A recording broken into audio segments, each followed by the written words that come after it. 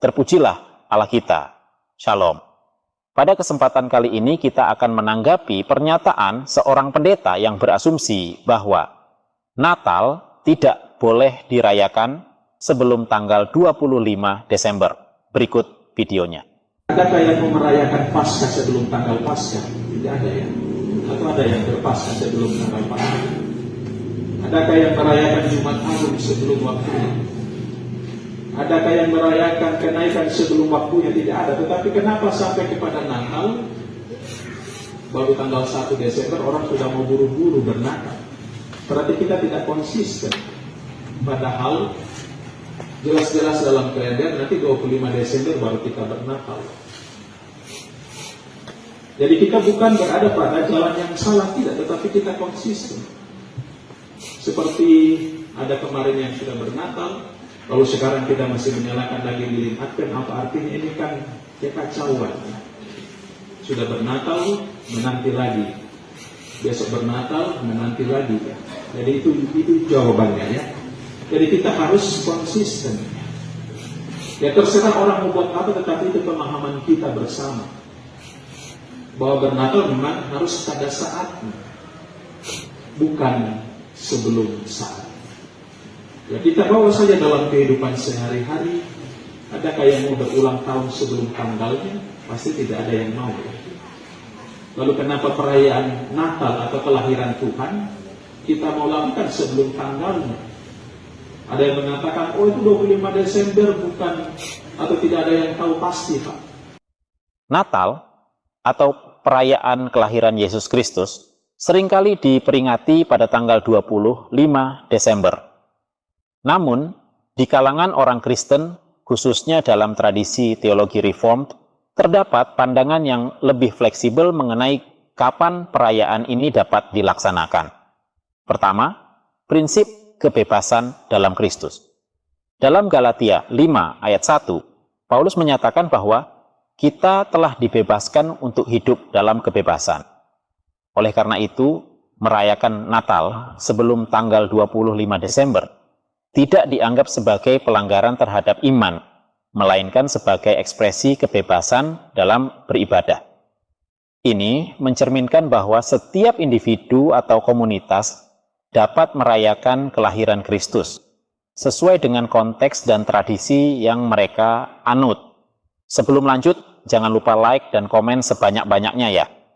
Kedua, keterlibatan dalam tradisi budaya. Merayakan Natal sebelum tanggal 25 Desember juga dapat dilihat sebagai cara untuk terlibat dengan tradisi budaya yang lebih luas. Banyak komunitas Kristen di seluruh dunia yang merayakan Natal dengan berbagai cara, dan beberapa di antaranya memilih untuk memulai perayaan lebih awal.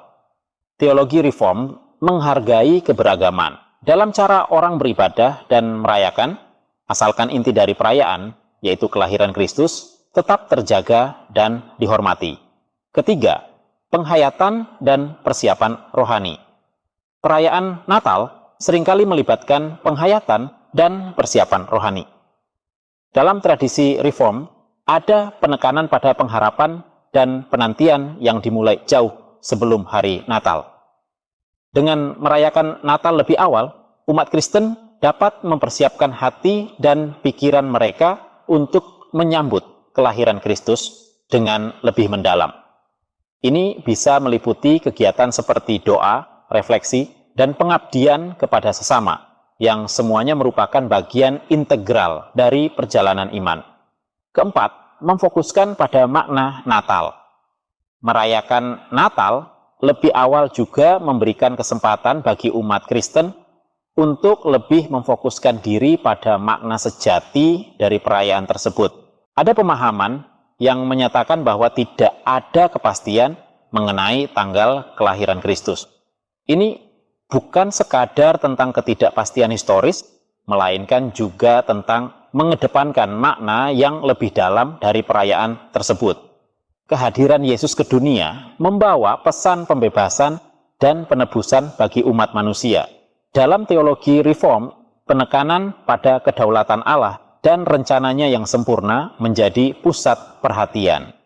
Natal bukan hanya tentang merayakan tanggal tertentu, tetapi tentang mengingat dan merayakan peristiwa besar ketika Allah menambahkan natur manusia ke dalam dirinya untuk menebus dosa-dosa kita. Ini adalah inti dari iman Kristen, bahwa Allah berkenan untuk terlibat secara langsung dalam ciptaannya. Satu hal yang perlu kita renungkan adalah bagaimana perayaan Natal seringkali terjebak dalam kemewahan dan kesibukan duniawi.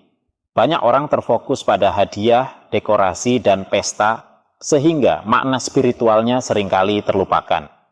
Dalam konteks ini, teologi Reformed mengingatkan kita untuk kembali pada inti dari perayaan ini, inkarnasi Kristus. Penekanan pada kedaulatan Allah mengajak kita untuk merenungkan bagaimana setiap elemen dalam perayaan Natal harus menunjuk kepada karya penebusannya. Melihat pentingnya penekanan ini, kita harus bertanya, bagaimana kita dapat merayakan Natal dengan cara yang lebih bermakna? Salah satu solusinya adalah dengan mengedukasi diri kita dan komunitas kita tentang makna Natal yang sebenarnya. Mengadakan diskusi atau seminar dalam lingkungan gereja dapat menjadi langkah yang baik untuk mengingatkan jemaat tentang signifikansi kelahiran Kristus. Kita bisa mengajak pembicara yang berpengalaman untuk menjelaskan lebih dalam tentang makna inkarnasi dan apa artinya bagi kehidupan kita saat ini. Selain itu, merayakan Natal dengan cara yang lebih sederhana dan fokus pada aspek spiritual dapat menjadi alternatif yang baik. Kita bisa mengurangi pengeluaran untuk hadiah yang berlebihan dan lebih berfokus pada kegiatan pelayanan. Dengan demikian, kita tidak hanya merayakan Natal, tetapi juga menghidupi nilai-nilai yang diajarkan oleh Yesus, mengasihi sesama dan melayani mereka. Terakhir, penting untuk menyadari bahwa Natal adalah waktu untuk refleksi. Di tengah kesibukan, kita harus menyempatkan waktu untuk merenungkan makna kelahiran Kristus dalam hidup kita. Membaca Alkitab, berdoa, dan merenungkan berbagai aspek dari inkarnasi dapat membantu kita untuk lebih memahami dan menghayati makna Natal. Dalam kesimpulannya, meskipun kita tidak tahu tanggal pasti kelahiran Yesus, yang terpenting adalah bagaimana kita menghayati dan merayakan makna Natal itu sendiri. Terima kasih telah menyaksikan komentar Kristen Shalom.